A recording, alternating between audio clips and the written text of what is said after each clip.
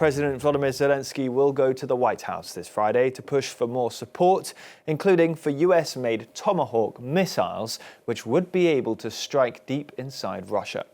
Meanwhile, US President Donald Trump and his Russian counterpart Vladimir Putin have agreed to meet for another summit on the war after a 2-hour phone call. Trump said the meeting could happen within 2 weeks in Hungary.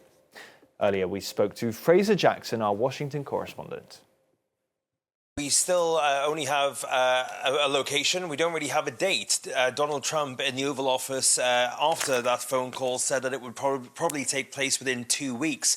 But 2 weeks in Trump world doesn't really mean much. It tends to be a unit of time that he gives for a lot of things that he basically doesn't want to deal with right now. He says, I'll do that in 2 weeks. And 2 weeks later, that turns into another 2 weeks. So it don't exactly set your calendar by this, that within 2 weeks there's going to be a meeting between Putin and Trump in Budapest. It could well be much longer than that. So it's not really going to be a set in stone date, but the location does appear to be set in stone, and the Hungarians say that they are starting preparations for that meeting as well. There is, however, something that needs to happen before that, which is high-level discussions between the Russians and the Americans, a high-level delegation which the US side will be led by Marco Rubio, the Secretary of State, and also the National Security Advisor for the United States.